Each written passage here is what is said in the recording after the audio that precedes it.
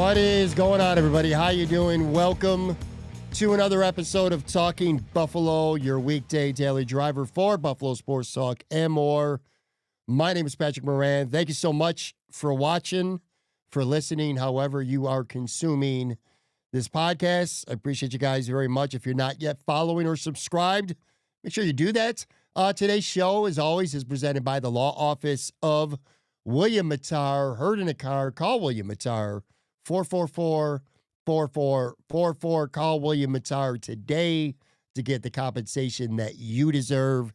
This is our Thursday podcast. On the video side, we're actually live here Wednesday night, 9 p.m. Typically, Joe from Queens joins me on Sundays or Mondays, whenever the Bills play, not long after the game ends, and we do our live post-game shows. No game to talk about today, but we're going to get into a bunch of stuff. Have some time to talk about some other things besides just the game, as you hear that bear crack on the audio side there. Joe from Queens, man. What's up, dude? What do you got? Why am I on this week? Because you Why asked am I me. on?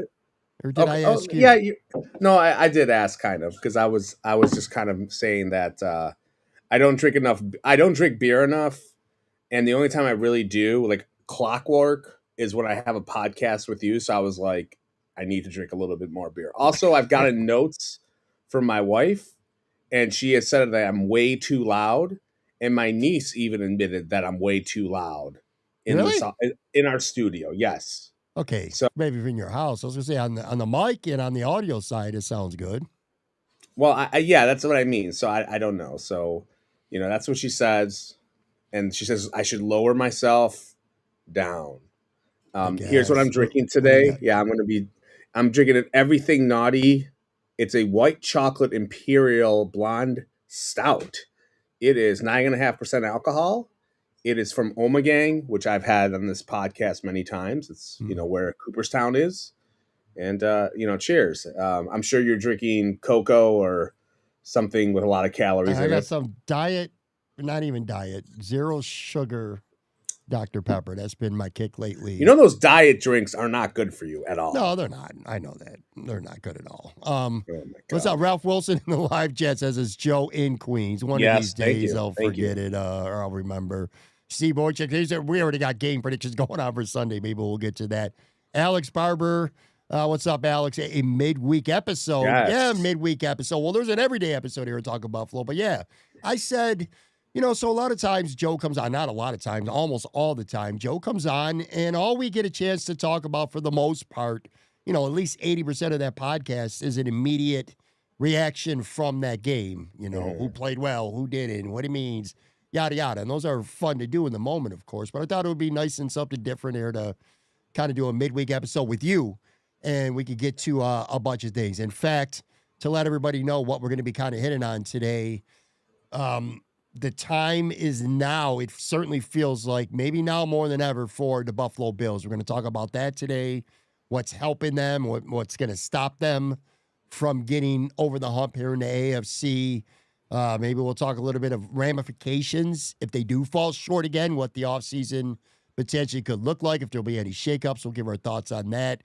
We're both going to have thoughts on what's become a huge Greg Rizzo discourse among fans. It's wild. One of the wildest things I see every day now on Twitter is the camp that Greg Rizzo is just very underrated and don't look at the stats. He's worth the money. Other people, putting myself in that camp for the most part, that he's not worth the money. He's not he's not really doing anything this season. So we'll get some thoughts on that. James Cook, potential, not just a great season, a potential historic season brewing right now. If he can finish strong over the last month, I got some numbers to throw out at you guys. So we'll talk a little James Cook. Going to do a James Cook cookie review. I finally got one of the cookies, man. I have not had it yet. I haven't even opened it yet. It's been out for a while. I didn't even know he had a cookie. You didn't know he had a cookie?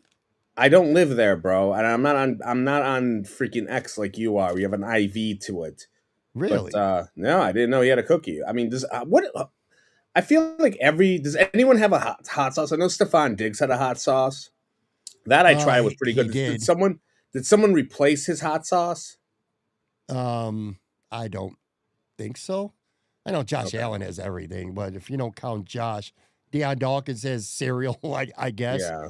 But yeah, this has been out for a while. Early in the season, it was the James Cookie. Anyway, I'm gonna open it up. I'm gonna try it, give it a little review. It doesn't even say what's in it on the cover. It looks like chocolate chip cookie, maybe with some. I just love so audience, everyone listening. I had given Pat one topic I wanted to do. Pat vetoed it and called it an off-season topic so we can have him eating a freaking cookie.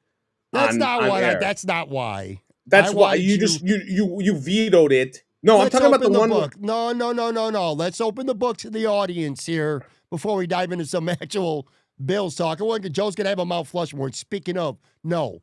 What I suggested is that you did a Mount Flushmore of snacks, and you refused, and you said that you like all snacks. There's not 4 that you don't like.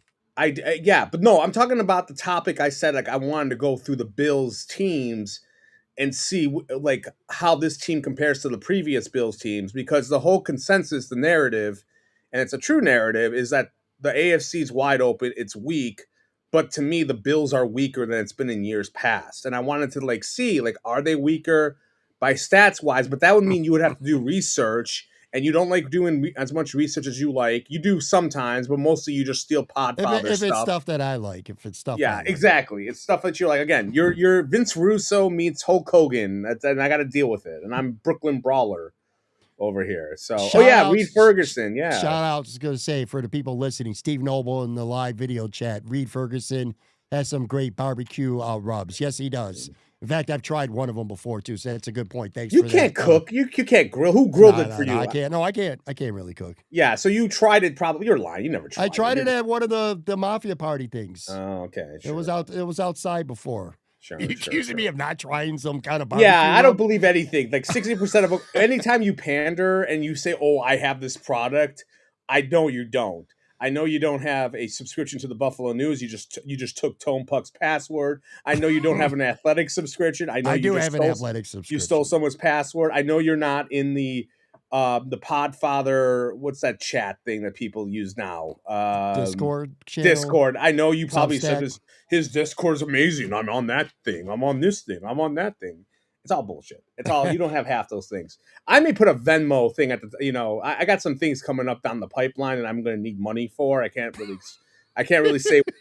So I think we should put like a Venmo thing at the bottom. Like if you want to put money into my account for all these hot takes, yo, I'm here for that. So we're going, again, this is going to be a little bit of a different episode. And I feel like I have to say this at the top because you'd be shocked. Well, you wouldn't be shocked, but so many people complain. If I have an episode and we're not talking Bills 2 minutes in and it's not 99.5% Bills talk or maybe Sabres talk, people bitch that, they don't want to hear about my life. They don't care about my life. No one cares. They don't care. They just want to hear about sports and blah, blah, blah, blah. Well, tough shit, especially in these type of episodes. Steve in the live chat said, is this a Joe from Queens movie critique podcast? Christmas movie podcast critique. You're not a Christmas movie guy, are you? No, I like Christmas movies. About this before. No, I like them. I definitely, if we had a draft or I did like a top 4, I could definitely get there. I like them. I don't like Hallmark movies. Like, sorry, Hollywood, sorry, Touchdown Bills or whatever the hell that thing was called that we had the review. But no, I like Christmas movies. I mean, I think my favorite, like a top 4 in no particular order, it's probably like Christmas Story, Scrooged, Die Hard. I guess we're going to call it that as a Christmas movie. I know it's the biggest debate of all time. What else other Christmas movies do I like? Scrooge is up. That would definitely be on my top 4 list too. Yeah, maybe. You and I both have agreed on. So one thing you and I will definitely agree on is Scrooge. And Christmas Story, I always like. Oh, Home Alone. Like, I always liked Home Alone, Home Alone 2. I love those movies. It's good. It's good. What do you mean it's good? It's great. Kevin McAllister. It's good. What I gotta hate. Come on, Joe Pesci's hilarious in it.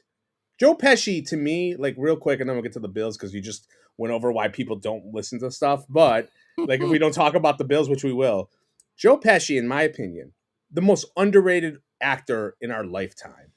Because he could do anything. Really? He could, think about this. He can do anything. He was hilarious in My Cousin Vinny. He's hilarious in Home Alone, like I just said, but he's also a badass, like in Goodfellas, Casino. Like, where's the acting range of comic versus like I'm scared of you, like as a violent person? Very underrated if you think about it. He just hasn't been in the limelight forever. It's been like, he's done like one movie in the last No, 20 years. I don't. My disagreement was you saying he's underrated. I think he's regarded as one of the greatest actors ever. Maybe, I don't know. I mean, you could be right. I mean, he did win an Oscar, so I shouldn't say he's underrated. But I don't.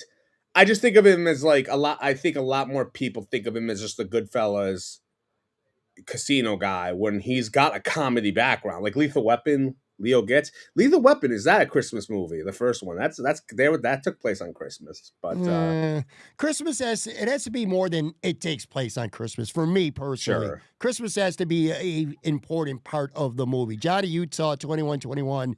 The best Christmas movie is Bill Murray's Scrooge. I agree with that. So yeah, I love Scrooge. I love Beverly it, Hills Cop is one too. That's not a Christmas movie. Well, the first one kind of took place. Yeah, it took place there.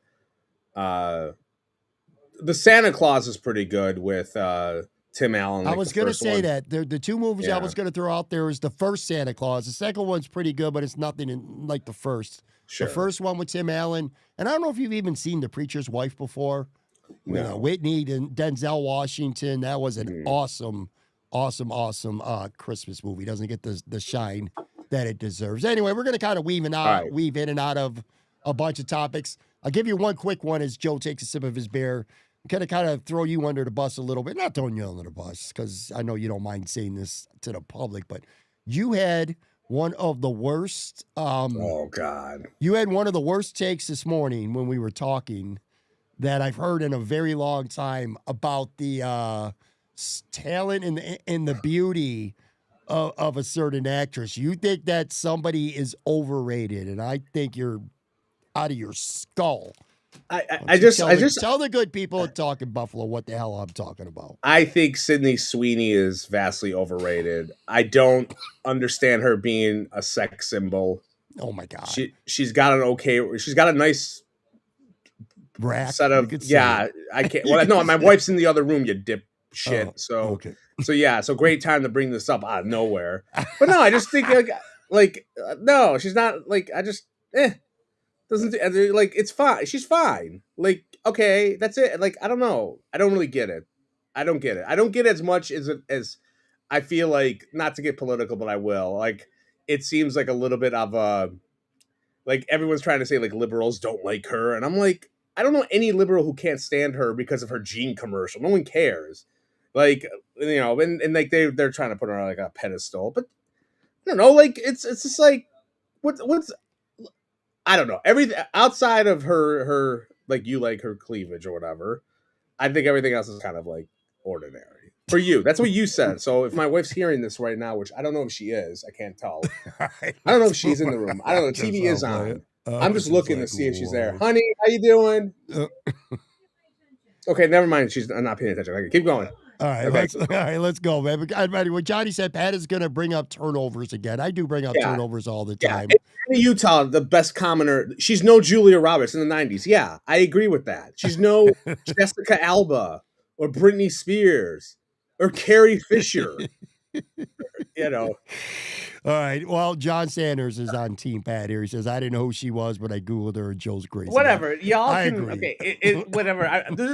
I don't know. I don't know if her acting. I just considering that I've seen so many photos of her online for like the last year, and like half the year I was like, who is this girl? Like I never knew her. And then like honestly, like when all the Gene stuff happened and like you were telling, and I was like, no one cares. Like no one, I don't know. So with that being said, okay, let's talk about the Bills. I want to bring up some time. Steve Noble says the shoes about to hit Joe in the head. I would actually love to see that. But no, let's actually, before this goes off the rails anymore, let's kind of get into some actual football talk here. Only 15 minutes. Go ahead, buddy. Immense pressure, I feel like, right now with the Bills to win the AFC. It's what you're hearing. Everybody's talking about it. There's so many proven quarterbacks right now, the best quarterbacks in the AFC. If the playoffs started this weekend, if we were talking about a Bills playoff game, we'd be talking about a playoffs with no Patrick Mahomes, no Lamar Jackson, no Joe Burrow. Do you kind of are you of the school of thought right now that it needs to be this year? Like if it's not this year, when is it going to be? That's kind of like the mindset of a lot of people, and I think it's a very fair and reasonable assessment to have right now. Do you kind of share that? And everybody who's listening to the show, I'd love for you to chime in with your thoughts on this as well. But are you is that where you're at? It's like this needs to be the year where the Bills go to the Super Bowl. If the Bills fall short this year, it's going to be very fair to start to question if it's ever going to happen with this regime. You feel that way? The Super Bowl? I mean, I don't know. If I'm at the point of where if they repeat what they did last year, I think it's a successful season. Now, do they have to make improvements? Absolutely. But maybe I'm it's the Christmas spirit in me right now. But they've had so many injuries. They are down. They just have to. They have to me valid excuses, specifically on the defensive side of the ball. Not really as much an offense, but I would assume that if they got to the AFC Championship and they lose, yeah, it would be frustrating and we'd be hitting ourselves in the face and all that sort of rigmarole. Let me redirect this for you though, because I think we're going the wrong way with this. Go ahead. I'm not really asking you if getting the AFC Championship and losing is a success or a failure. Sure. I'm saying, is this as good of a year as there's ever been for the Bills to get to the Super Bowl? Because as things stand right now, you're probably not going to have Lamar Jackson or Patrick the quarterback Mahomes standing in your way. I kind of, that's kind of where I'm trying to go with this. It's like the path feels more clear right now than it ever has for the Bills to get to the Super Bowl. That's true. But as I kind of wanted to talk to you when you vetoed my topic and you're kind of going into it a little bit, I don't think this team is as talented as the years in the past. Yes, the AFC is weaker because of the quarterback play, but I think the Bills are weaker too. There's no way you could sit here and we go through every AFC since the Bills have been good, really good since 2020. I don't know how you can say this team is better than any of the teams in the past. There is no way you can say that. None. Like I agree with you. Yeah. So that's why I get what you're saying. Like, yeah, it's a clear path, but I'm more worried about, I'm more worried about the main thing, which is them than the outsiders. But you're right. It does seem like a much easier path, but they just do not have the same talent as they did in the last couple of years. And that's how I view it. And that's not, and yeah, like I don't want to say like, oh, they have a clear cut to the Super Bowl. It's like, dude, they got no wide receivers. They got a lot of, they got issues still, Well, and like one thing I'll say is there's people out there who say this is their best chance ever to get to Super Bowl. To that, I say that's ridiculous because 1 year ago in the AFC Championship game, they were up 22-21 after 3 quarters. They were 1 quarter away from going to the Super Bowl just last year. In fact, they were down, 1 point, and they had the ball and a chance to win inside 2 minutes of the 4th quarter just a year ago. Sure. So that you're not going to get closer than that without actually getting there. The ball and a chance to win the game in the final 2 minutes, being up going into that last quarter, or even going back to 2021, 13 seconds. If they win that game, I will go to my grave saying there's no way that they lose the following week. But, I mean, that's a whole game, and who the hell knows? That's just my personal feeling that if they don't blow 13 seconds, they absolutely go to the Super Bowl. So the opportunities have been there. But at this point, I'll say, at this point of the season, what stands in front of them? And you're right. Ultimately, it's about themselves. Can they be healthy enough? Can they improve in a couple of areas enough? Can they play well enough? Sure, it falls on them. But what's standing in front of them, I think this year is a lot. I don't know that it's necessarily lesser, but it's a lot more unproven. Like, again, Patrick Mahomes has been to 7 consecutive AFC Championship games. That is insanity. And people last week were criticizing me because I was rooting for Houston to beat the Chiefs when technically in terms of the standings, it might have helped for the Chiefs to win that game. I'm like, no. I already know. We've talked about this a little bit. If I said, Joe, who would you least like to play in the playoffs? You're not going to say Kansas City. I'm going to say Kansas City. I don't care how bad they are. I don't care if, this isn't like other years. They still have Patrick Mahomes. They still have Andy Reid. and they know how to win when they absolutely have to or the season ends, I don't want to play them. So I hope they lose this week to the Chargers and that their season is over. But anyway, it doesn't look like he's going to be in the playoffs. Lamar Jackson, well, first of all, he's playing like ass. I mean, he has been awful for the last 4 weeks. I don't know what's going on, if he's got injuries that are beyond what we know about, but he has been terrible.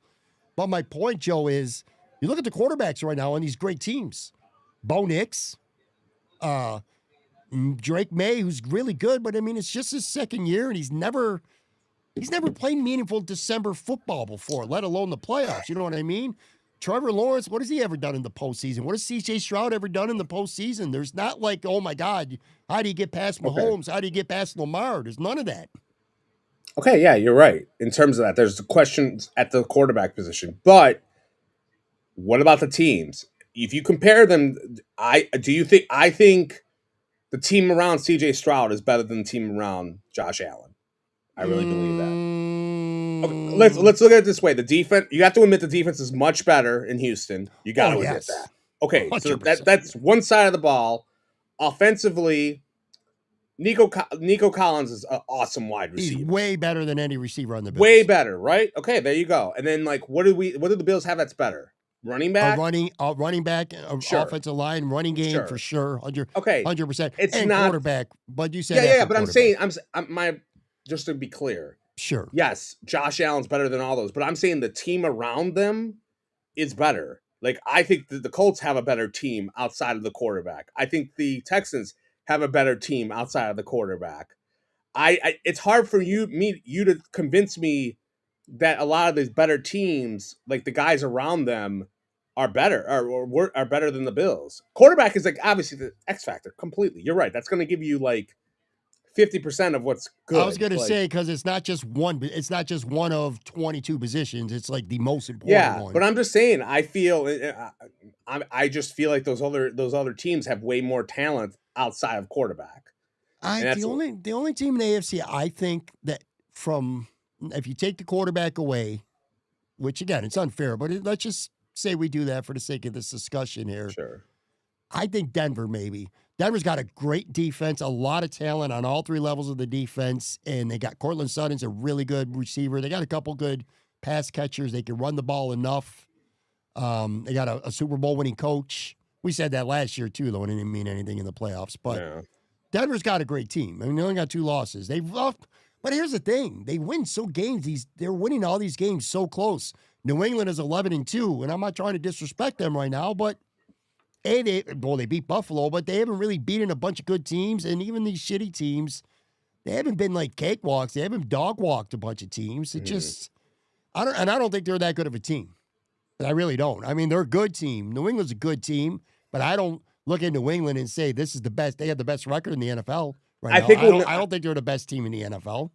They haven't played against anyone really good outside of the Bills. Mm-hmm. We'll see what happens Sunday. I mean, that's going to be a big test for them, you know. I mean, if they win, they win the division, correct? Who? New England? Yeah, if New England wins, this game, just so everybody's clear too, if you don't know the situation, if New England wins, it's over. The AFC East is officially clinched. Yeah. If the Bills win the game, and everyone's saying, well, New England has to go to Baltimore next week, really, that game doesn't matter. Even if they lose to Baltimore, it doesn't matter. The Bills need New England. First of all, they need to beat New England. The Bills need to win out. And New England needs to lose to either Miami, the Jets or Dolphins, or the Jets in the last 2 weeks. Now, if they did lose to Baltimore, then the Bills could say lose to Philly, and they could still win a tiebreaker. But the only way the Bills can win a tiebreaker is if New England loses another game besides Buffalo. But it has to be to Miami or the Jets, not the Ravens. So it's still a big uphill battle. Are you surprised the Bills are favored on Sunday? Yes. Me too. I'm surprised. I hate that they're favored too, by the way. Yeah. I know you don't believe in that like chalkboard stuff much, bulletin board. Well, Stephon Diggs said some stuff today. I saw that he was like, "Oh, he's like good." He's like good. Yeah, I'm sure McDermott, who looks for any attention, he's probably calling Vegas and being like, "Come on, make them us the underdogs, please. I need John Sanders. John Sanders in the live chat said we'd be going in with the worst defense in the playoffs besides the Steelers and Ravens, maybe. Yeah, the Bills Yeah. defense ain't very I good. mean, it's really it's about the health. Like if Ed Oliver comes back and he's healthy, but yeah, it's that's why I'm just not like it is a clear path. They have the best. They have the best player in the conference. If everything plays out the way it is as of right now, but you can't convince me that the team is better than it's been in the years past, and you can't convince me that Houston's a team that scares me. I'm not scared of Denver all that much. I don't know. It's probably because the Bills have beat them last year at this time, the playoffs. But it will be interesting to see what happens going further down. But Well, yeah, go ahead. I was gonna say playing Houston doesn't scare me if it's in Orchard Park. Sure, Where but if the Bills finish 5 and Houston finishes 6 or 7, then it would then they be in got to Orchard come there. Park if they were to see Yeah, each other. But if Houston, which is doable, if they end up winning that AFC South, that means Buffalo potentially could go to no. Houston, and they just play like shit in Houston. I completely agree with that. Before we get to a break, let me ask you this. What about real quick? Let Go me ahead. ask you this Yeah. instead. What about Jacksonville? Like, do you worry about them? Because look, the Bills have played them a bunch of different years. They obliterated them last year. The year before was the London game, which they played like ass in that Yeah. game. And then there was the Urban Meyer like horror show with there was what 9-6 or whatever that game was in 2021. Do that's the thing. Like there is a bit of this like a lot of these teams are kind of like the new teams on the block a little bit. That's And I feel part of like my I point. don't know if I should be like, oh yeah, who cares? Who are these teams? Or I don't know who these teams are in the end of Quick, the day. quick little funny side story because you asked me about Jacksonville specifically. So, Mhm. my son came home from work today, and we're sitting at the dining room table, and we're having a nice football conversation, and we're talking Bills, players, Mhm. injuries.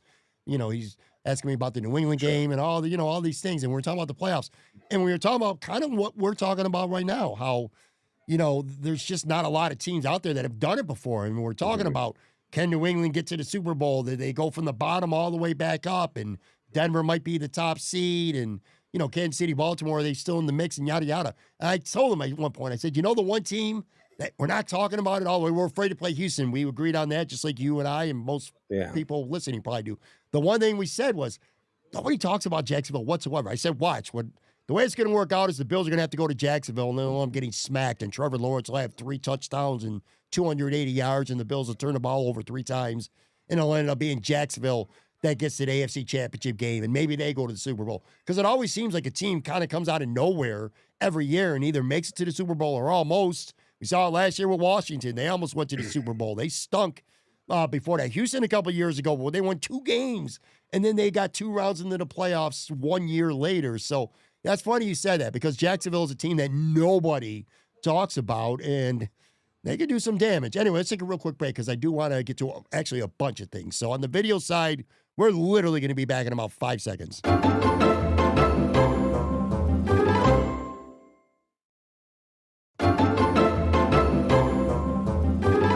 All right, we are back here. Joe from Queens is with me. As always, this episode is presented by law offices of William Mattar. Heard in a car, call William Mattar, 444-4444. I want to pull up a comment as we get started because it kind of circles back to what we were getting at before. Johnny Utah says in a live chat, if Burrow, Mahomes, and Lamar aren't in the playoffs, it will probably be perceived as an epic failure if Buffalo can't get to the Super Bowl, whether that's fair or not. That's kind of what I've been trying to get out of us with this conversation. Maybe that's not fair, but it's going to be perceived. And it probably, fair or not, will be a ding against Josh Allen, too, if they can't get to the Super Bowl this year with those guys all out of the mix. I mean, the hot take machine shows like First Take and Sure. whoever the fuck Fox Sports has. Yeah, I mean there will be their narrative, but it's just like I keep just going back to like I just don't think this team is that talented, and I'm just like, look, anything in totality, anything can happen. Can the Bills get to the Super Bowl? Yes. Can the Bills get curb stomped in the wild card by like Houston? If they have to go to Houston somehow or whatever, Sure. And it yes, could happen, too. it could happen. I don't know. It definitely feels like to me the most like unpredictable right now more. Like I'm trying to remember my vibes going into the playoffs. Like last year I was pretty confident in them. At the time we were like heading like, by December of last year, I was pretty confident. The year before, we weren't. They remember they were 6-6. The Ty Dunn piece came out, and you were like, Even they went on a roll. Then 2022, it was like, are they a team of destiny because of like they had all the hoopla with Von Miller coming, and then DeMar Hamlin got hurt, and then like all that crap happened, and like they're a team of destiny, and they weren't. And like they were 13-3, and they were very close to being the number 1 seed. And it's just like I don't know where I'm at confidence wise here. Like, I'm talking myself into like, is it good for them to go on the road? Like they have not won a playoff game ever under McDermott. No. They've, and I know like on the road. Sorry, thanks. On the road, they have not won. They're 0-5. They lost to Jacksonville, the Texans, and then 3 times to the Chiefs. And, I don't know if it's good for them to go to like, it makes it better for them. Or what? Like, you always hear that. Like, it happens. Like the Bucks, Tampa Bay. Real quick. Go ahead. I want to ask you a direct question because it kind of you started answering it, but we'll get back to that in a second. And real quick too, realistically, let's say the Bills don't win the AFC East, which is unlikely. Even if they do win on Sunday, they would still be unlikely, but certainly not impossible. But if they don't, I think if the Bills win, that's not 10 wins. Jets are 11. The Bills aren't going to be the 7th seed, okay? That's what I'm saying. By not being the 7th seed, New England and Denver are the top 2 teams. Whoever doesn't win will be the 2. They're not going to go to New England. They're not going to go to Denver in the first round. It would be Jacksonville and Houston if it's the AFC South and the Bills finish 6th or 5th, whatever. Or it could be Baltimore and Pittsburgh still. But those are the 4 teams that you would start thinking about in the first round.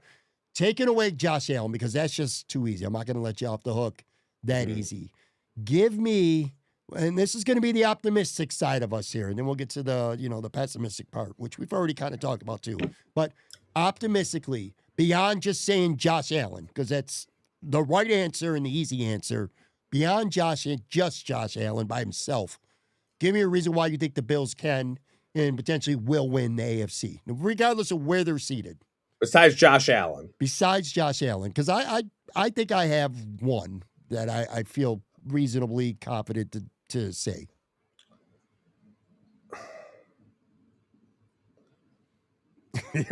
Like the James, it's honestly about the teams they're playing. Like, I'm sorry. Like, I know you want, what's the other reason besides them? It's them. It's the other team. That's kind of it. Like I'm not that confident outside of Josh Allen. Like James Cook, fine. That's probably where you were going to go with maybe. No. I mean, James Cook. I got 2 actually now. I got 2 that makes me feel confident about the Bills beyond Josh Allen. And I'm not just dismissing Josh Allen as one reason. We all know and the Bills are not going to win 3 games if Josh Allen is not phenomenal. We know that. But beyond that, because Josh Allen's played phenomenal in the playoffs and still lost before too. So. That was 1 game that happened, but go ahead. I got 2. Number 1, especially if Kansas City is out of the playoffs, they're battle tested. This Bills team is far more battle tested than this year's crop of contenders, which we've been talking about. New England, Denver, Jacksonville, Houston, Pittsburgh. These aren't battle tested playoff teams. So I like the experience of being battle tested in the playoffs. And then the other thing for me, and this is, again, and that's especially true if Kansas City's not there. The other thing is if Ed Oliver's back. Ed Oliver, if he's back, that changes that defense a lot. That defensive line is night and day better with Ed Oliver. When you got Bosa, Groot, Ed Oliver, and an emerging Deion Walker keeps getting better, and DaQuan Jones has been way better than myself and a lot of other people have given credit for this year. Ed Oliver makes that whole entire unit better, and a better defensive line leads a better defensive play. He's the playmaker. He's the best playmaker. Well, Christian Bedford's been one lately, but by and large, Ed Oliver's the best playmaker on that defense. Him being back for the playoffs would mean an awful lot. That would make me feel a lot more confident. Sure. But what about the current roster, though? I know he's supposed to get back in the playoffs, and that would be great. But I don't know how he's going to be. It's going to be 100%. It's going to be like Matt Milano last year. Yeah, we don't know, and that's the thing. Like, it's really about health. We talked like last week. Like, what are the top 3 players that need to get back on this field? I know you had Ed Oliver. Spencer Brown is on that list. I don't know who else is there. Like the third one, I don't remember. Palmer maybe. Like they got some guys. Like I get the whole thing about wanting health. In terms of battle tested, like I don't know, like the Chiefs won a Super Bowl in like the third year Mahomes was starting. No, it was the second year he was starting that he won the Super Bowl. Yeah, and ain't none of these quarterbacks, Pat Mahomes, that are in the playoffs. Sure, but I don't know about this whole like, oh well, the experience thing. Like, I think there's look. Your boy Nick Wright was the one that's saying like it would be a disaster if the Bills don't make it to the Super Bowl. You can't say that to anyone else. The pressure is on for these guys in that thing. So I'd rather not have that much pressure and be like the new kids on the block who are like, oh, what the hell are we doing here for? Than like the experienced guy. Like I don't know if the experience thing is a big deal. Like, sorry, Dallas beat the Bills in '92 and they had no experience. It does, of course. There's always teams that come up immediately. All right, you're the one ball washing the experience thing. I'm not ball washing. I'm just saying, generally speaking, experience matters, Joe. Generally speaking, it certainly does. If it's the third quarter and New England falls behind and Drake May's struggling a little bit, he hasn't been in that position before in the playoffs. He's never been there, literally. Okay. So that matters. And I feel like if Josh Allen's struggling and he knows what it takes to put it together when it matters. So I'm just saying this is a battle-tested team. And I also said you're turning it right back around to a negative thing. I said from an optimistic point of view. Okay, well I'm pushing back on your positive bullshit. Fine. My ball washing. Your ball. Okay, look, Steve Noble has a question for you guys. I think it's really good. It's at the bottom of the chat. Why don't you bring it up there and you could read it? He says, all right. Steve says, question for you guys: if Bernard is healthy this weekend and beyond, what the hell do you do with him?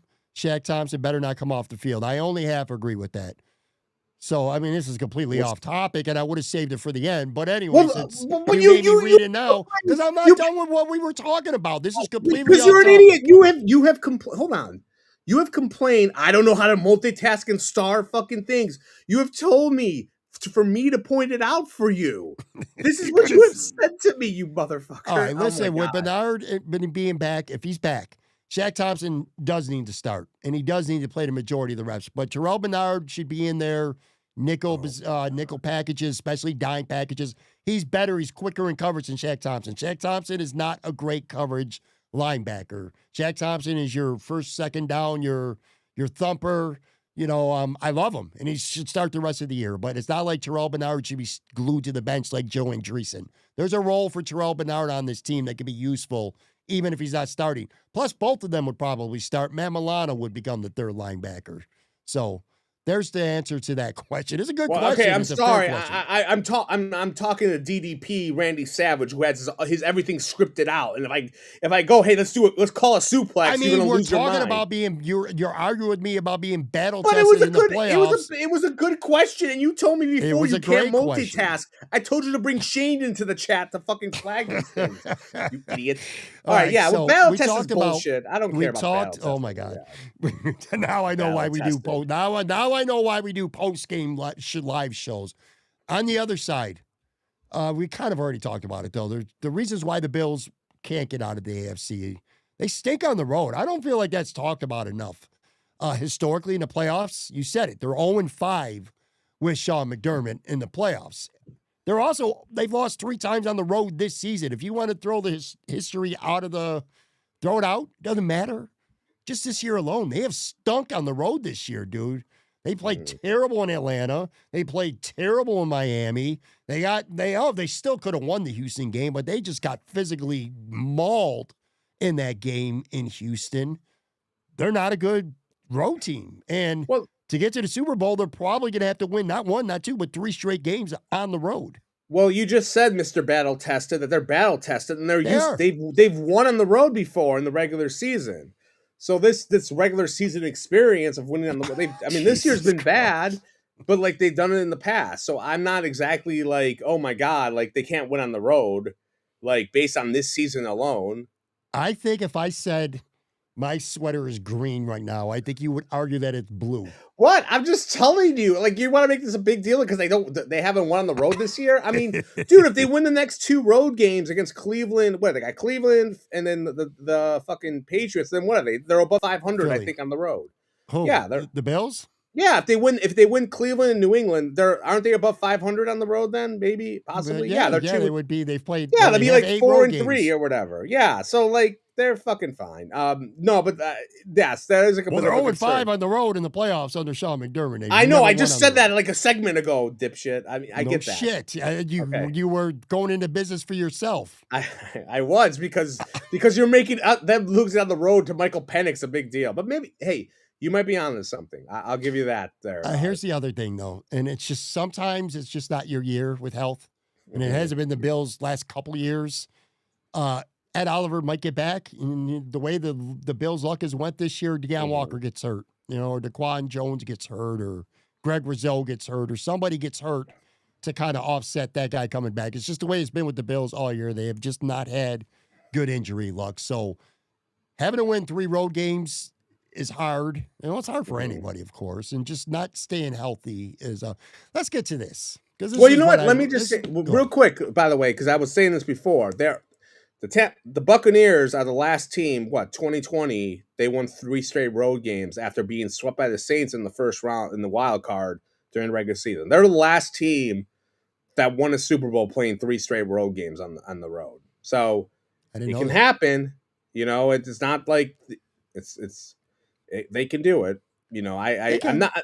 They can. I'm not like I said. I'm not scared of anyone, but I'm scared of the Bills because they have been bipolar this year, and nothing would shock me.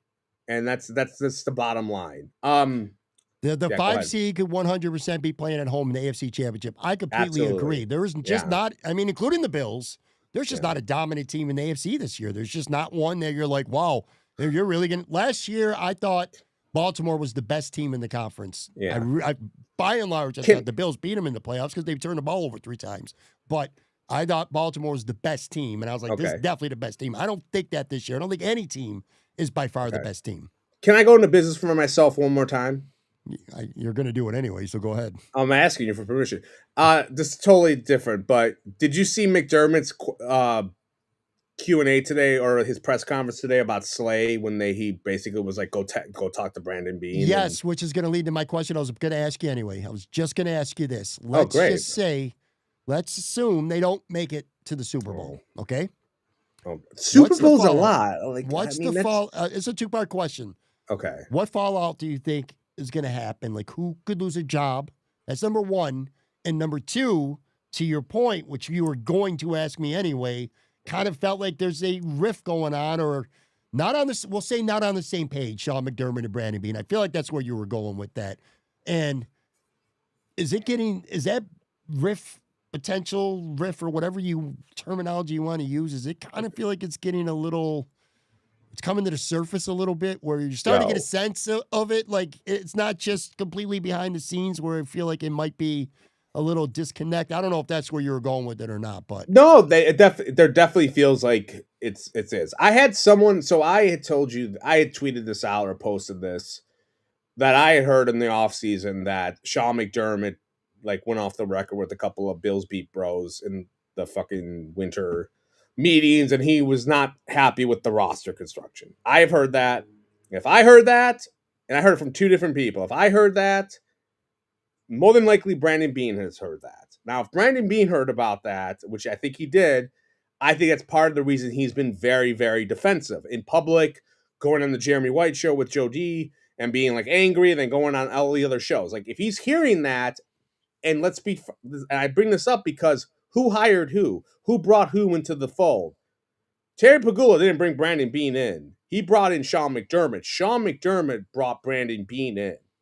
So like I think he knows I either gotta kiss the ring, but if the ring is like, freaking talking shit about me behind my back or whatever, I gotta fight a little bit. So I also when I posted that, someone had DM'd me, and maybe you'll remember this better than I will, but like on Hard Knocks in the offseason, there was like one shot of Brandon Beane and Sean McDermott together.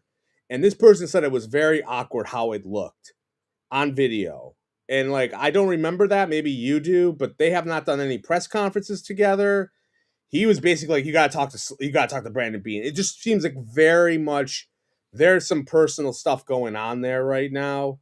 And like they used to do press conferences together. Year enders were press conferences together. It's not been that way for a while.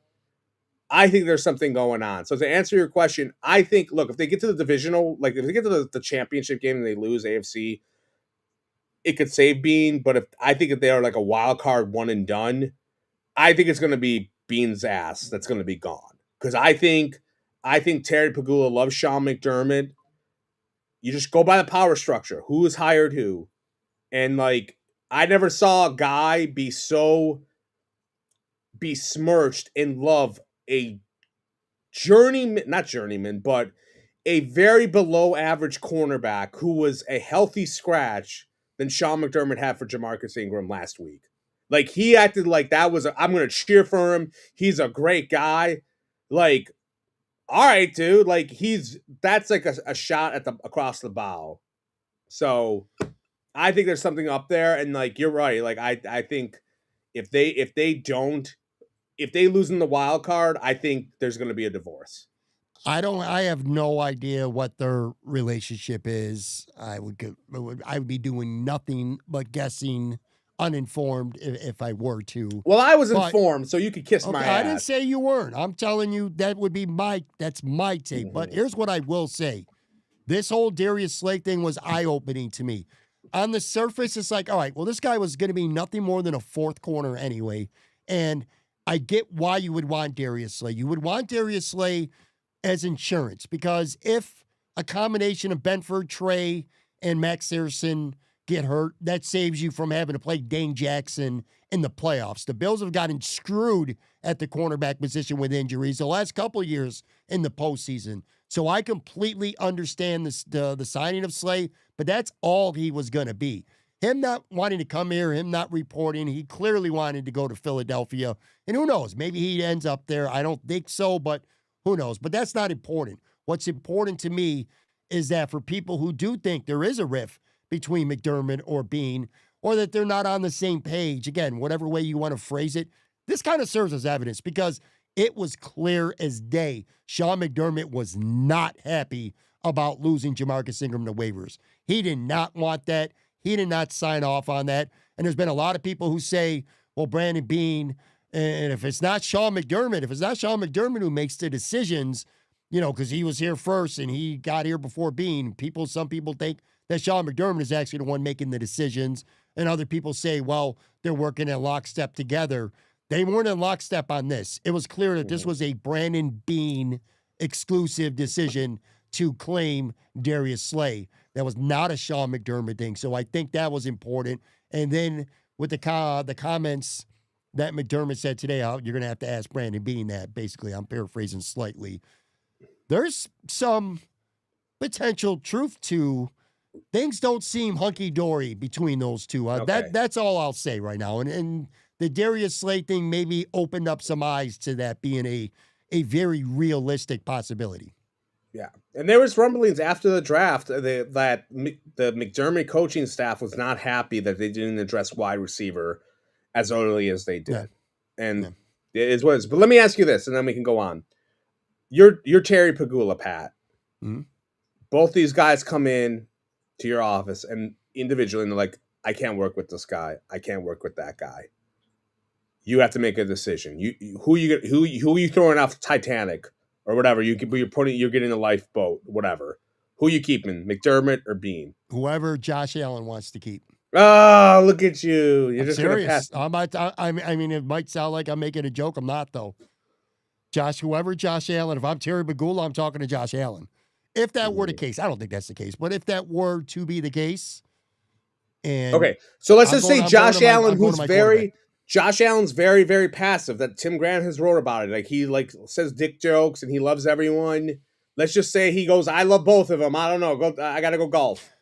What are you going to do then? I'm getting rid of Brandon Bean. Okay. I think his inability to address the wide receiver position properly has hurt this team a lot more than any game day management blunders that Sean McDermott has had on the field. And his continuous, which a guy we're going to talk about in just a minute here, continuously dumping in just so much resources. I don't have a problem with the resources that he's invested in the defensive line. I have a problem with the results of the resources that he's invested in the defensive line. If you're going to get a great defensive line like Philadelphia had last year in that Super Bowl run and Houston has right now, man, get at it. Spend all your money there. Spend all your draft picks there, but you better dominate if you're going to do that. They haven't. So there's that. But just so we're clear, because my original question was, if they fall short of expectations, they don't make it to the Super Bowl, you think maybe that one of those two guys could go. I don't. I want to be clear on that. I think they're both back next year. I think what ultimately ends up happening is Joe Brady and Sean McDermott. I don't even think he gets fired. I think they mutually part ways. And Joe Brady either gets another, I don't think he's getting a head coaching job. He'll get either a head coaching job at college or maybe the NFL. He'll go somewhere, but they will mutually part ways. I think Joe Brady's going to be gone after this year unless the Bills get to the Super Bowl. Maybe a defensive line coach or something, or strength and conditioning, something like that.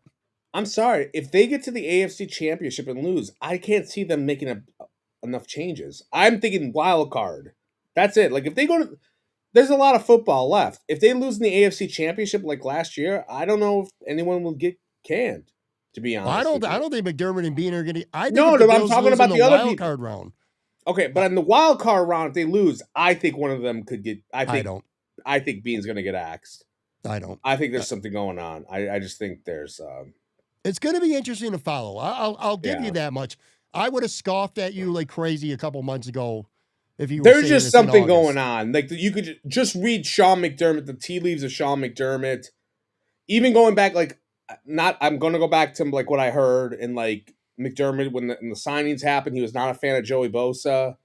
And then, like, if you go back to training camp, do you remember when Joey Bosa like messed up his ankle? And Sean, like, it was training camp, he was tired or whatever. It wasn't even a big deal. It was OTAs. And he wasn't there, and he was like, yeah, it's a concern. He's not here. I was like, okay, dude, like, you're usually pretty, like, even keel. And he's like, it's a concern. Yeah. I don't know. I think there's something going on. And we'll find out. we'll find out. Hopefully we don't find out till February. See what happens when I go into business for myself. It was a good segment. Good segment about this. See, that's what happens when you listen to me and I call the match. One of the many decisions that Brandon B made this offseason that has been right we'll call second guessed, to be generous, is Greg Rizzo's extension. A lot of like I said, a lot of infighting amongst Bills Mafia and content creators to an extent as well on the value of this guy. That's content bros. He's a great run defender. Okay. Do I got to mute you when I'm talking? Well, you call them content creators. They're content bros. Okay, get it right. You're on with me. Fine. You're not on with Matt Rich Warren the seventh, who doesn't have any nicknames except his own. So go ahead. Some people think he's a great value. He's a great edge setter. He's one of the best run defenders in the league, and he is, by the way. And then there's other people, count me among them, who are like, well, he's got 3 freaking sacks, and he's making 4 years, $80 million, $49 million guaranteed. Instead of leading the question, I'm just going to ask you simply this. If you could go back right now and do this contract, would you give him this contract? Because that's kind of what it comes down to. If you say yes, that means you think he's worth the money. If you say no, that means you don't think he's worth the money, I suppose. Do you like the deal? Do you think his play this year is justifying? Actually, maybe that's a better question or a more straightforward question. In your opinion, is Greg Rizzo's play this year justifying the commitment that the Buffalo Bills made to him this offseason? I don't think so. And now, would I do it again? Really depends on what you're telling me they can get instead.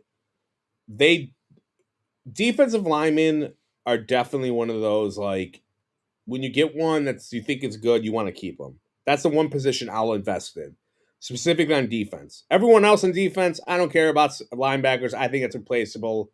Same with cornerbacks and safeties. I think defensive linemen, those, if you look across the board, like the best defensive linemen in the game, a lot of them are high draft picks. They get extended. Those are the guys. It's hard to find like a 6th rounder who's going to become an all-pro. So when you get a good guy, you can't draft him later, like, and hope for the best. So has he been worth it? No. He hasn't been worth it, and I'm not going to sit here and say like I know there's metrics that like him and all that sort of rigmarole. I don't know. I don't really see it all that much, but I told you I flagged it for you the other day when, the one podcast, the what's it called, the Leading the Charge with Beauvais, Howard Simon, Joe B. Joe B. Yeah, it's a great show. And you know me, I don't kiss anyone's ass in the Bills Beat Bros. But those three, that's a good show. I wish I could watch the whole thing. I can only watch like half of it online.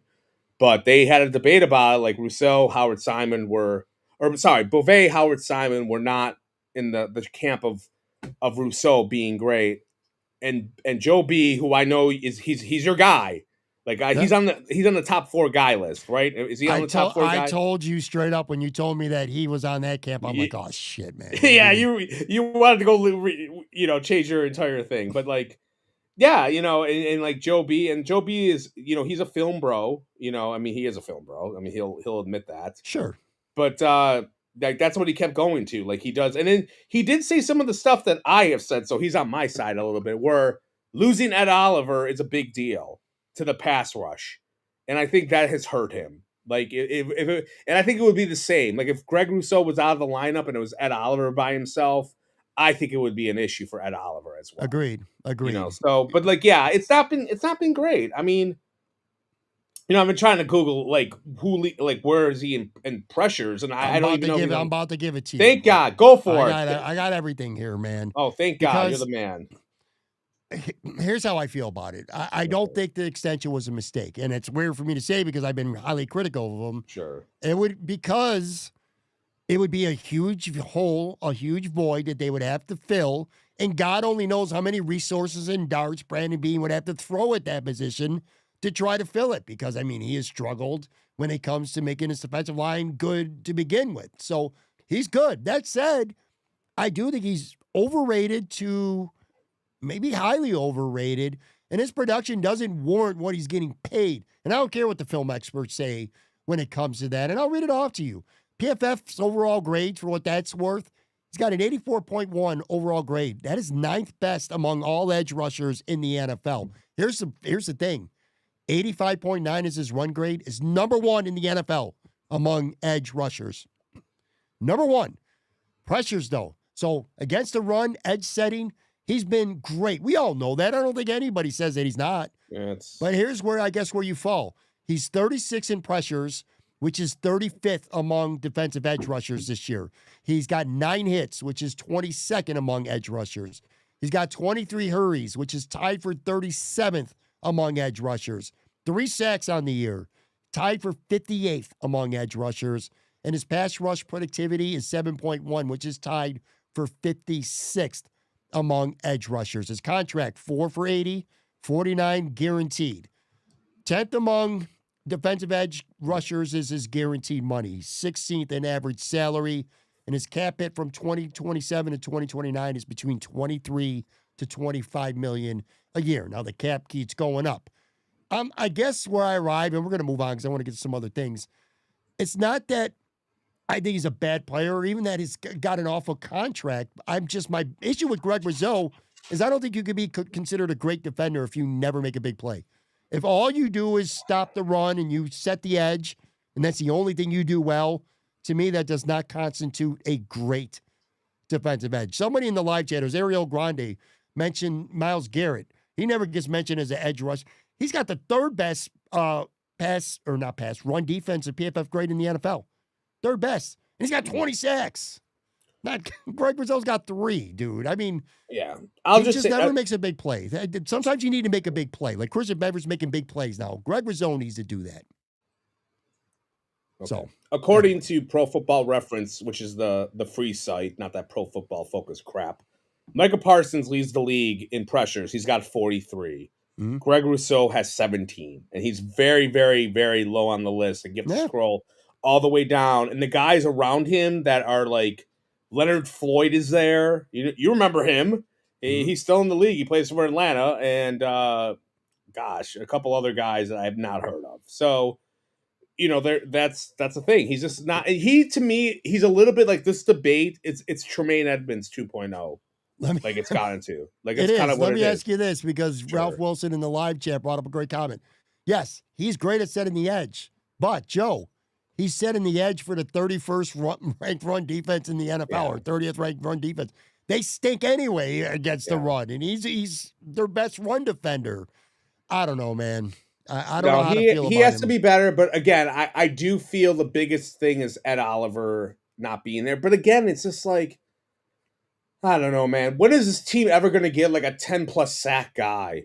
You know, like this has been missing in the Sean I McDermott know. arsenal. And I don't give a shit what whether him and Brandy being around are on the same page or not. They want that. They both Yep. love defense. They want a 10-line defensive rotation of doom.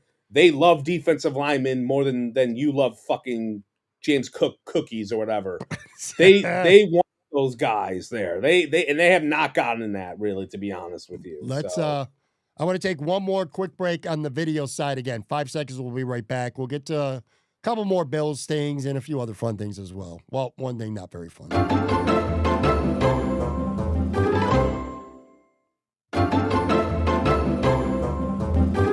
A really quick detour here. The God. Buffalo Sabres. And I really talk about them on the show much, but I don't talk about them much today. But they're tire fired. I hate them. There you do. Because I feel like at this point, most fans who are fans of the Sabres who still support the team, they do because they're afraid. They're afraid that if they don't support them and don't buy the tickets, Terry Bagula is just going to sell the team and move them. They're 30 games into the season, bro. They're dead last in the East yet again. They're 392 on the road. They stink. Got 3 goalies. They didn't make no moves. You never hear from anybody. Jordan Greenway, Peyton Krebs have been playing on the top line with Tuck and Thompson the last couple of nights. It's just so ridiculous. Do you even care? Does anyone who's listening to this show let me know for the future? Should I even bother talking about this team before the Bill season ends? I don't know, but No, do you even care? I watched some of the game last night against Edmonton, and like I know they came back and they won. And when I turned it off when it was 3-2 because I was like, they're gonna lose this game. And they came back and won, so they proved me wrong. But yeah, they're just uninteresting, and the goalie situation's embarrassing. Like they don't know who they have three-headed goalie. I'll say this, Jeremy. So I'm a member of Jeremy White's text thread. Like I pay like $3 a month to be on it, and I'll ball wash. You his ball text washing. thread. About to go there, yeah. And it's pandering to Jeremy White on the show. Okay, I'm pandering to Mr. Tank. But yeah, I like it because I don't have to. He tells me in this text thread like what's important to know because I don't have to go on Twitter and see a bunch of people angry that Christian Benford wasn't the defensive player of the week, which I'm sure you're gonna be angry at. I know it was a wrong decision, but I don't care enough. I don't care. I don't care, Patrick, but I just don't care about 90% of what's out there. But he had said that he has been hearing that the clock is ticking on Mr. Kevin Adams.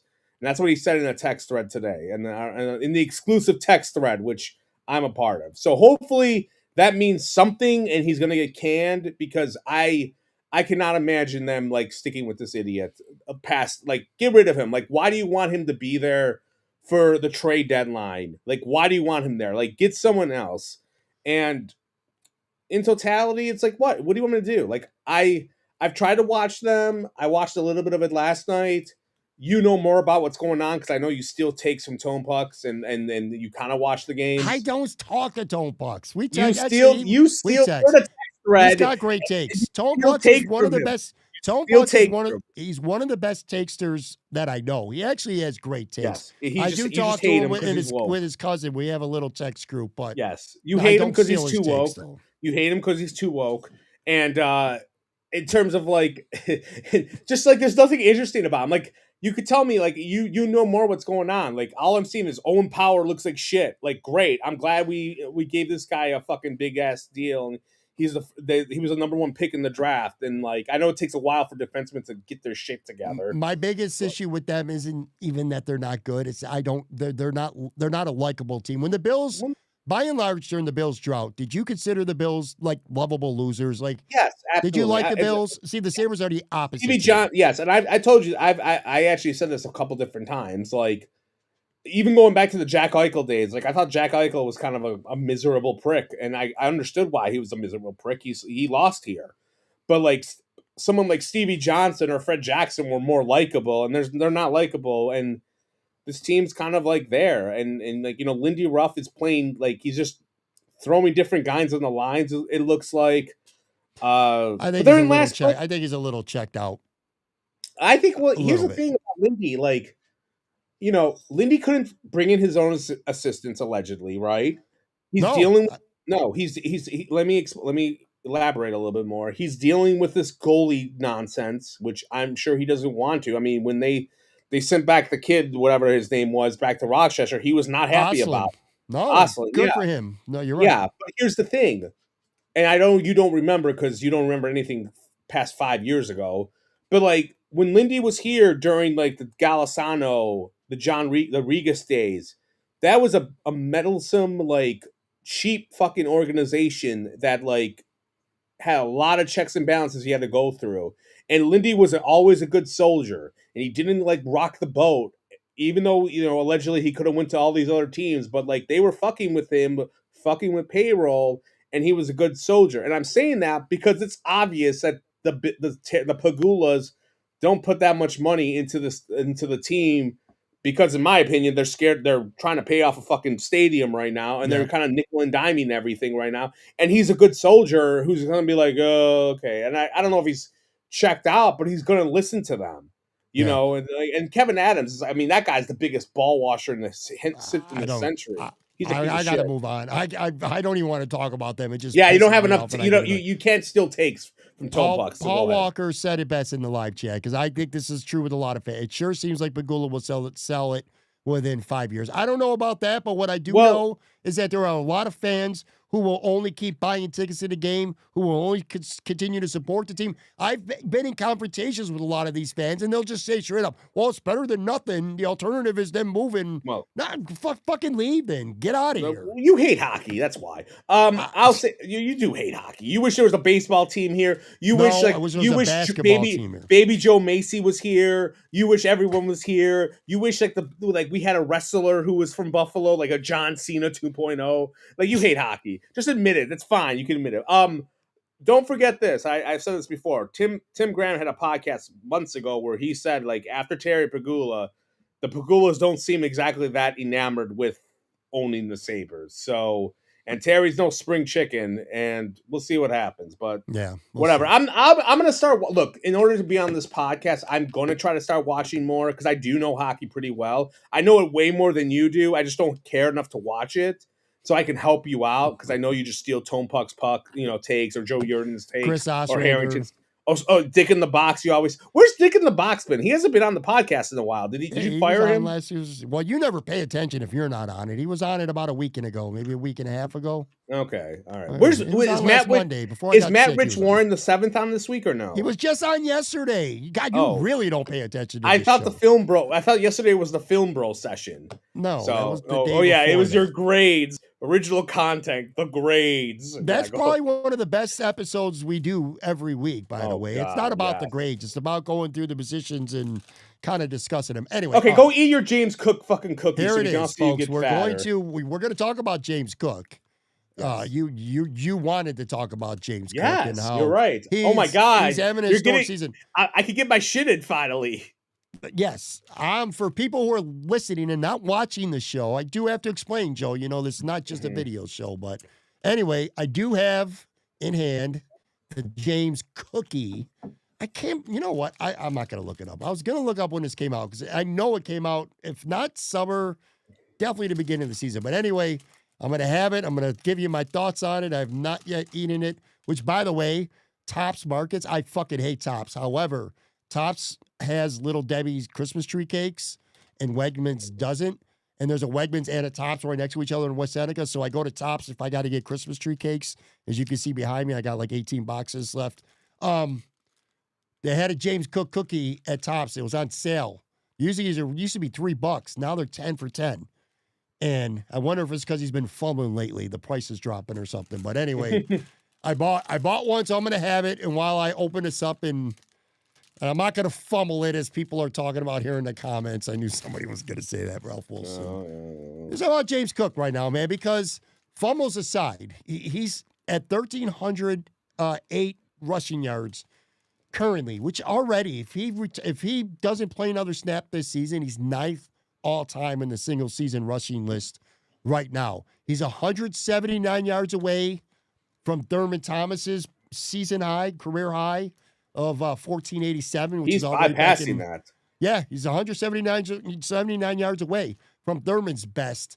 And the last thing I'll say about his rushing for this year, he's on pace right now for 1,711 rushing yards, which would be third only to O.J. Simpson, who had 2,003 in 1973, and then also O.J. had 1,817 yards in 1975. So he's on pace right now for a top 3 all-time Bills season rushing mark right now. Talk about James while I get the thoughts on this cookie. Here's a look at the cookie.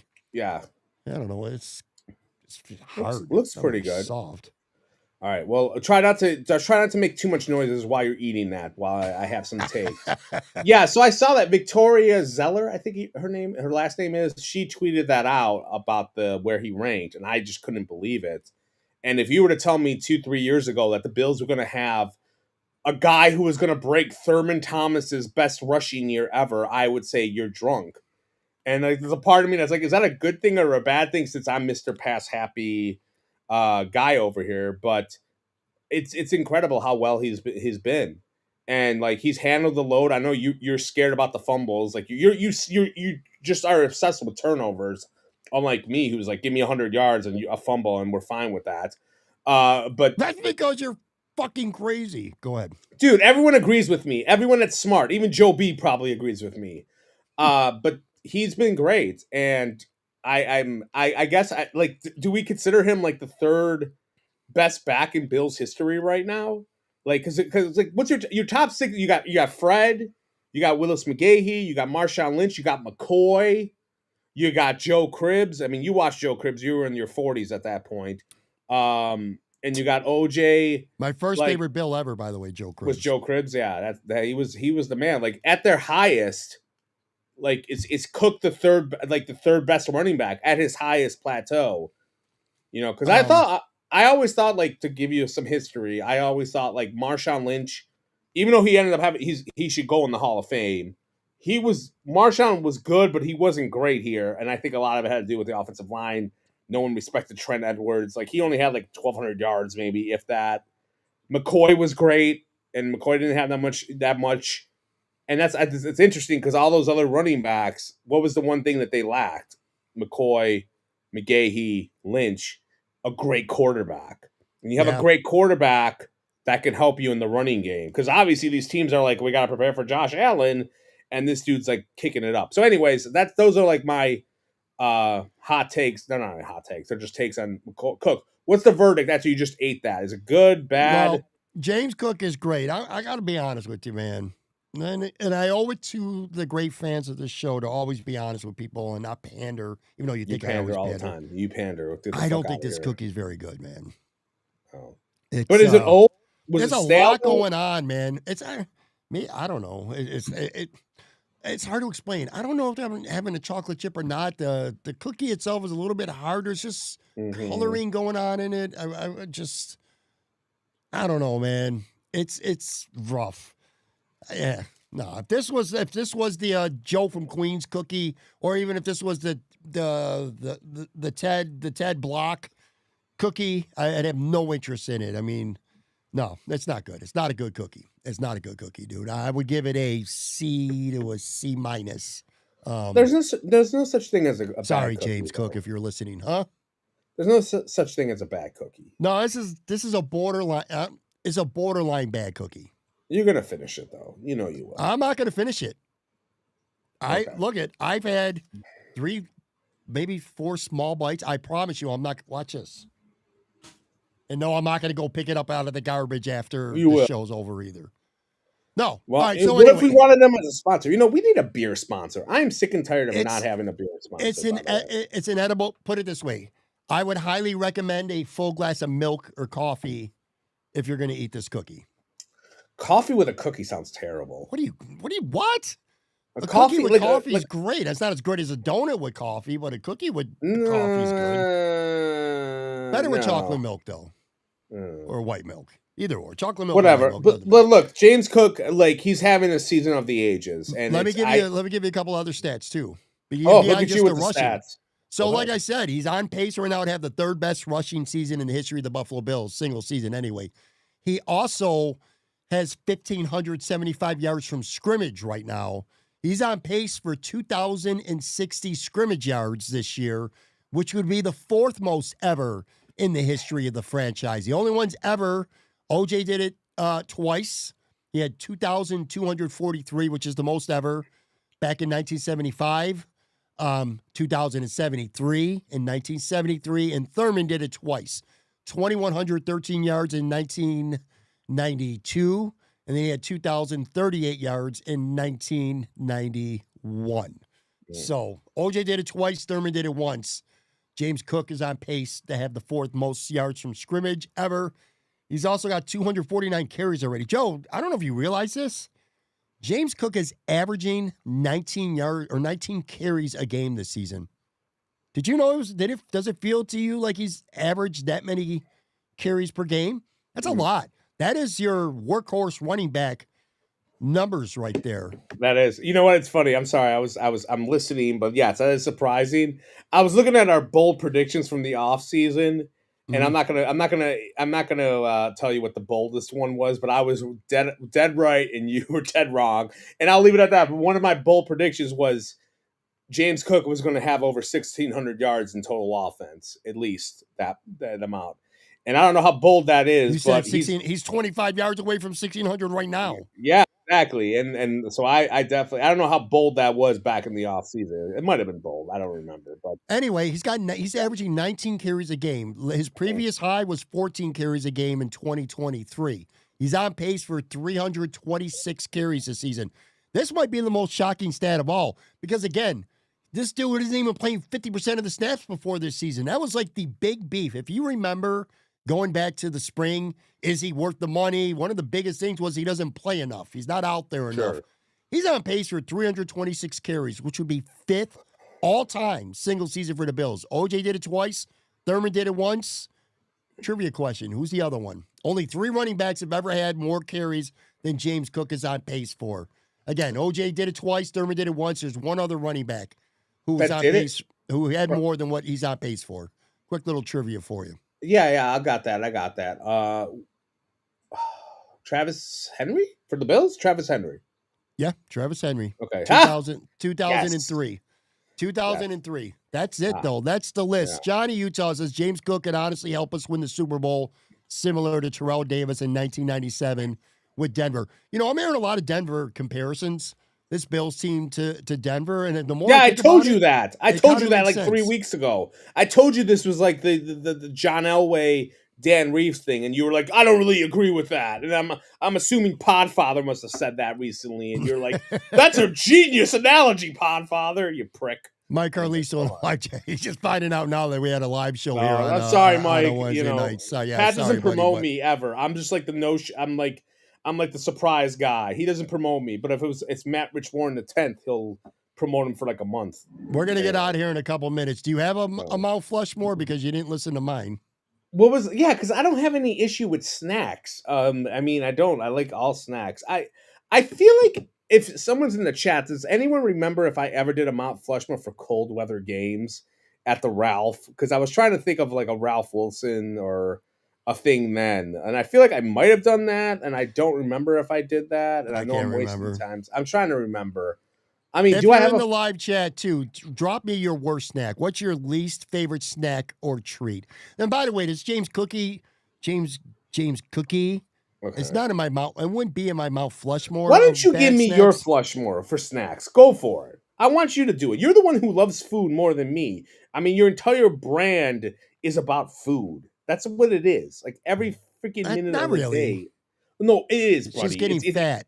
It's yes, and that has to do with food. So you love all food. So there has to be a snack thing. I'm going to try to guess the snacks. Now, are we talking like candy snacks? I'm going to guess your least favorite 4. Okay? So give me 6 tries. That's how we're going to play this. Right. I'm going into business for myself. So we're talking about anything. So like Snickers bars, and I know Snickers are great, but like, are we just talking like are we keeping it cookies, graham crackers? Cookies, cakes, treats. Okay. Chips, I guess. Chips are a snack. Okay. Marshmallows. Do you like marshmallows? Yeah, I don't like marshmallows. All right, could that be on the flush more? I can eat like one, and then I start to my stomach gets upset really, really quick. I'm not a big. Okay, I mean, I don't like marshmallows either, unless they were like s'mores. Like, no one wants to eat marshmallows by themselves. Hey, Ralph, not to cut you off, but on the video side, Ralph Olson just said tree cakes. I mean, look, what are we doing here? Look behind me, man. I got a whole season's worth. I'm trying to get fat on purpose, by the way, but that will say. Why are you trying to get fat on purpose? I'm trying to get fat as I can this month, because starting January 2nd, I'm going to go on the greatest diet in the history of the world. Oh, my God. Yeah, sponsored by Podfather. It will be sponsored. There will be awesome content. You know, I love content. Mm-hmm. My life is content. So I will have a lot of content during my weight loss journey as I look handsome and sexy by St. Patrick's Day. It's going to be Skinny Patrick's Day for me. But anyway, go ahead. But you're right about marshmallows. Marshmallows, anything with someone in the chat says AA Barber 9 says coconut candy bars, like coconut like Mounds bars are terrible. Like, those are terrible. Like, good call there. Those are pretty shitty. I don't really like. I'll be honest. I don't like booze with alcohol chocolates. I don't like the liquor. Like, if there's a little bit of liquor in there, it's not my jam. Is that a snack? I feel what's a type of chocolate bar? I don't know. Like, that's what I'm talking about. Like, snacks are there's too many bars. Look, I'm gonna give you I'm gonna go back to my weather thing that you hated. I don't like anything with strawberry in it, by the way, either. Oh, like strawberry ice cream. I hate strawberry ice cream.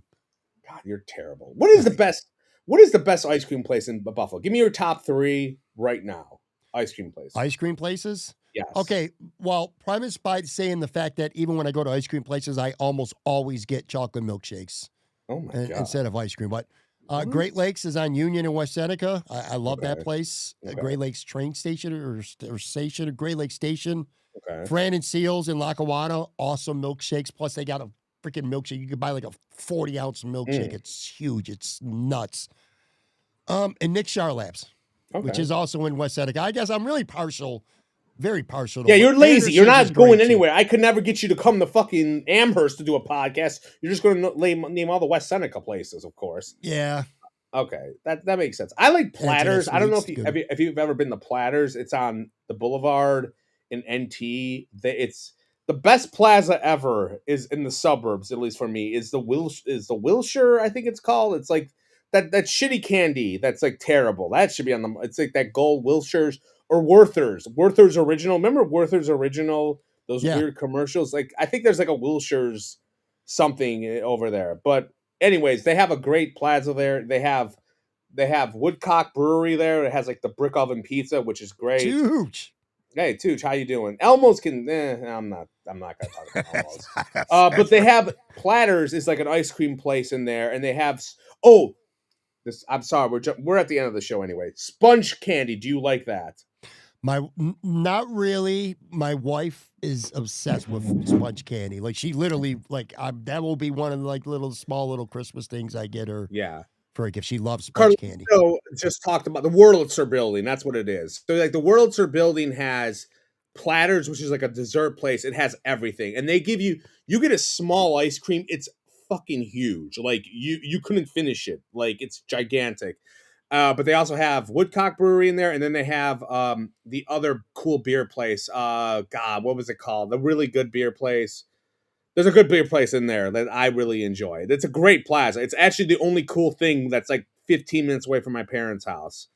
Yeah, furniture manufacturer is the Wurlitzer building, as Mike Carlisto says. Yes, I don't know. I got Werther's Original. What the fuck I got that from? I knew it began with a W.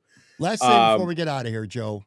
By the next time we talk, which, by the way, for everybody listening, it will be 9:00 Sunday. It might be 9:15 Sunday, by the way, because I'm going to a Christmas party, but I should be back by 9. But I may tell you to. I know you get angry because you have to compete against Podfather and Bruce All Lazy, and then the Shout presented by Tops Podcast. And if you're not on there, you're not getting 100 listeners. We're all gonna die, and you're not gonna pay rent, and we're all gonna die. But I do have a thing. What's it say? You said Go ahead, read Tooch's comment. Sorry, I was going on a diatribe. Tooch said you said Amherst. Didn't say I like Elmo's. Antoinette's is good chocolate if you want to spend your paycheck. Antoinette's. Oh. That's good. Well, anyway, at some point Sunday night, Joe, the next time we talk on the show, at that point, we're both wrestling marks. Yes. John Cena's career will be over. So let's kind of end for... There might be a wrestling mark or two in the chat. If not, I apologize. But hey, at least we waited a full 90 minutes to get into to wrestling. John Cena's final match ever on Saturday. Pretty big deal, man. Wrestling Gunther. I'm honestly, I have not been very high on wrestling lately. I follow it, but I'm not into it like I typically would be. I'll watch this on Saturday. I'm intrigued enough to certainly watch to see. How do you think it ends? How do you think it should end for John? I hope he gets a win. I really do. Like, go on a good note. You know, Gunther doesn't need the damn win. You know, Gunther makes him tap. I mean, no, like Gunther's, I don't know, just have a good send off. Like, just that's it. And look, I got a lot of respect for You Can't See Me. Like I've done a 180 on him. I used to hate John Cena. Like he's the 180. Like I cannot think of that many wrestlers I did a 180 on who I couldn't stand in his prime. But yeah, give him the win. Like let's have a good feel good moment. Have him win and like do it. You know. I don't think it's happening. I think he's going to lose for sure, and I think he's going to tap too. He's going to give up to Gunther. That's the only way he can advance Gunther. Gunther doesn't need to win, I agree. But what could elevate Gunther is being forever. Not the guy who beat Cena in his last match, because Cena's lost more matches than he's won over his last 10 years. But being the first person to make him tap in the middle of the ring, or even temporarily put it in the sleep, whatever way you want to look at it, making him give up and submitting, that could elevate Gunther, his stock, a little bit. That's what I predict. That's what I could see happening in this match. Do you think Gunther's the right pick for Cena to have his last match with? You and I talked about this a couple weeks ago, and like I don't think Gunther needed it. I would have done like Braun Breaker, or I would have liked LA Knight because like it would have been kind of fun. You could have maybe turned him heel. LA Knight fans hate Triple H so much right now in WWE, man. It's wild. I saw that. Like, because I watched this week where he got killed, but I don't know how you feel about the product in general. Like there's just too much of it, and a lot of the clips I just watch on YouTube, kind of, and it just. I'm going to sound old and grumpy and yelling at the clouds. My big problem with WWE right now is, and I know it's going to be because I'm old, but it's not because of that. Wrestling, there's a suspense of reality. Nobody's thinking it's real. Everybody knows it's fake. God, I don't need to watch TV shows on the writing room and telling me what's going to happen before it happens. Turn the table off. Joe, it's wrestling was the beauty of wrestling. It's like a soap opera. If you're a soap opera fan, you don't see shows where they're writing the soap opera and you know what the plot's going to be before you watch the show. It's stupid. Let us have our suspense of reality when we go in. We know it's not real, but I don't need to know what's happened or why this, why that. Kind of, I don't know. But you're not. But that has nothing. I hear what you're saying, but you've been holding on to that grudge, like you hold on to your balls. Like you've been holding on to it for like 7 months already. But like, what's that? Because I hate it, man. But it has nothing to do with storyline. And the ticket prices is just getting ridiculous. Like Raw's. Or no, Buffalo got fucked, by the way. Raw was supposed to be here on Monday the 2nd, and they switched it. And now it's the 5th, Friday, for SmackDown. They moved it to Friday because Braun Breaker is wrestling CM Punk on the 2nd. I'm like, holy shit, this is going to be awesome. And it's in Buffalo. Well, they switched it, and it's not. Now SmackDown's in Buffalo on Friday, and nobody gives a shit. SmackDown is borderline unwatchable at this point right now. I don't know, but like I said, it's just the suspension of reality. Like, at least pretend that some of it is real. And more importantly, the ticket prices are just fucking stupid now. It's like you can't afford to take your family to a wrestling. Oh, yeah, show like you're going to take your family there. You cheap fuck. You ain't taking your family there. You would just try to get a press pass to go there, you douchebag. Yeah.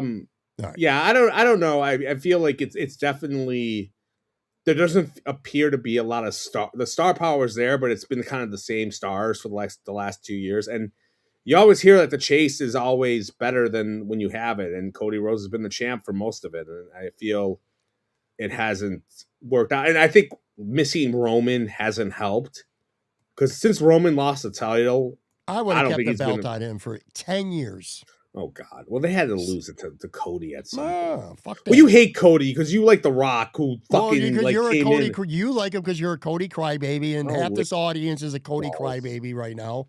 Oh, by the way, Reigns, I know we're at 90 minutes. I'll go back to football real quick. What do you think about Phillip Rivers joining the Colts? Does it scare you at all or no? Wild. Is he an upgrade? Did you just say, does he scare me at all? Well, let me ask you, is he an upgrade over Daniel Jones? I don't think he's going to play. They're saying he might play on Sunday, dude. I don't think so. Dude, they're saying he might play on Sunday. If Ryan Leonard's hurt, I don't know. What do you? I know he's a very good quarterback, but man, what's he gonna do? That team's that sucks to be a Colts fan, by the way. That team was 7-1, and then they were 8-2, and they had a 2-score lead in the fourth quarter at Arrowhead, and they lost. And then Daniel Jones broke his leg and played through a broken leg, and then he tore his Achilles, and they gave up 2 first-round picks for Sauce Gardner, who got hurt quickly.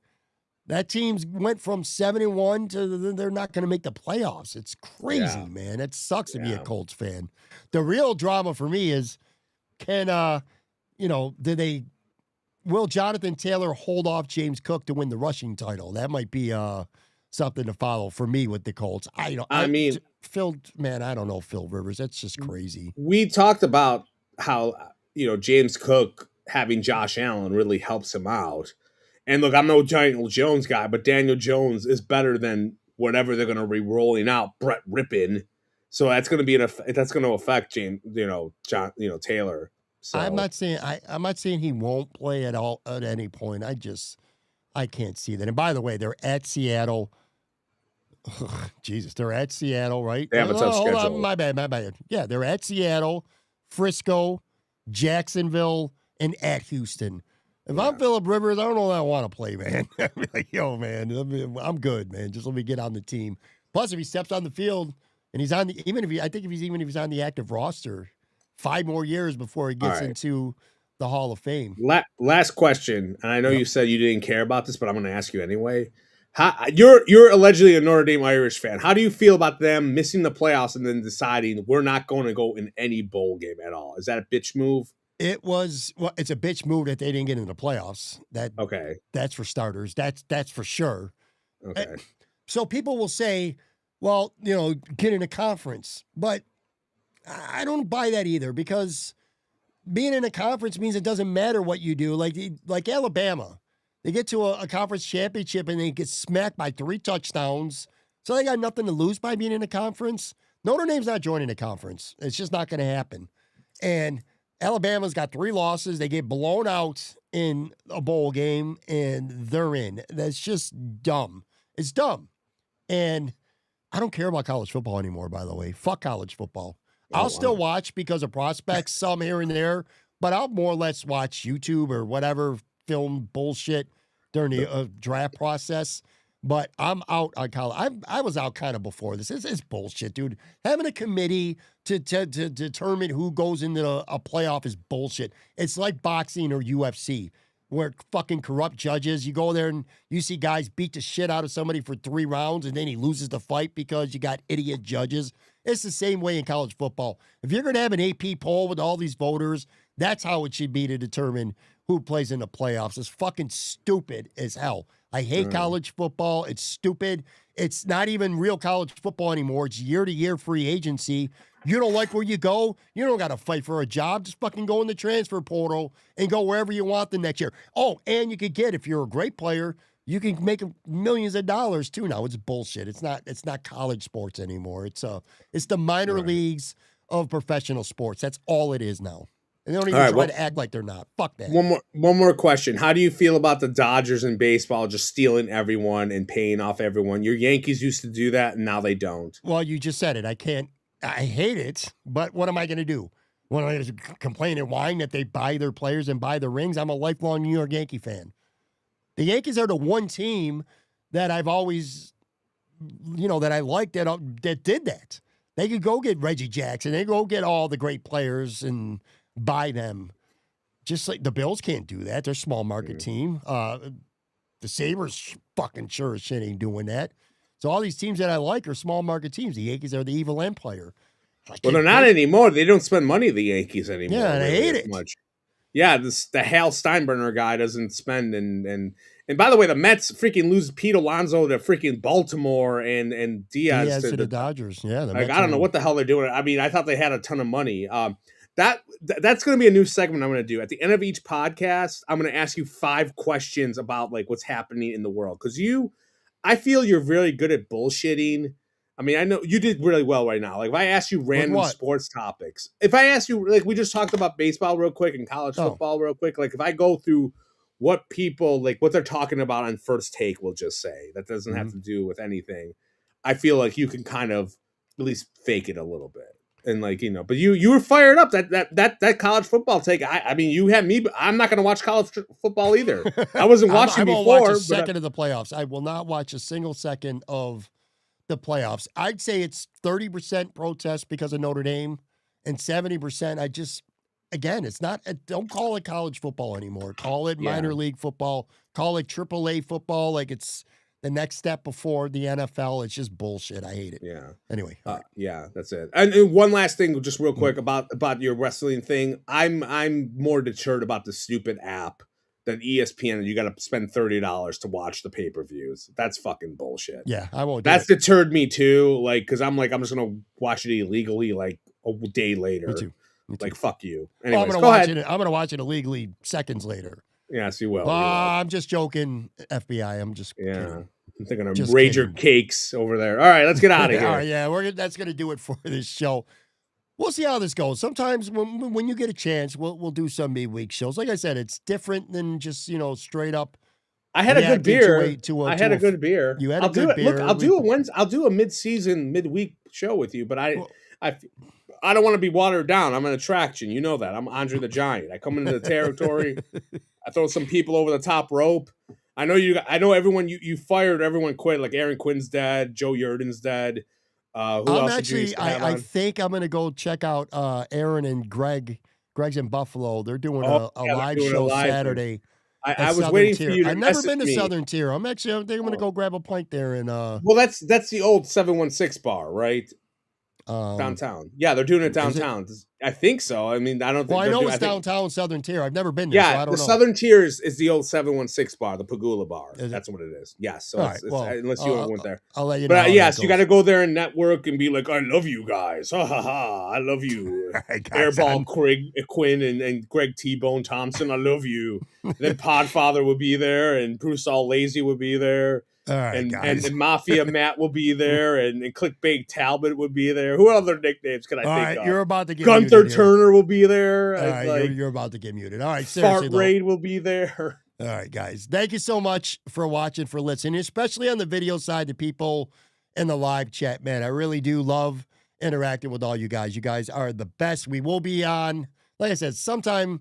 Check on the YouTube channel. It's always scheduled. So whether it's 9:15, whatever it's going to be, maybe even before that, who the hell knows? But check up on there. Thank you so much for watching. Bills Patriots preview bowl predictions episode coming up on the show Friday tomorrow. Talk to you guys then.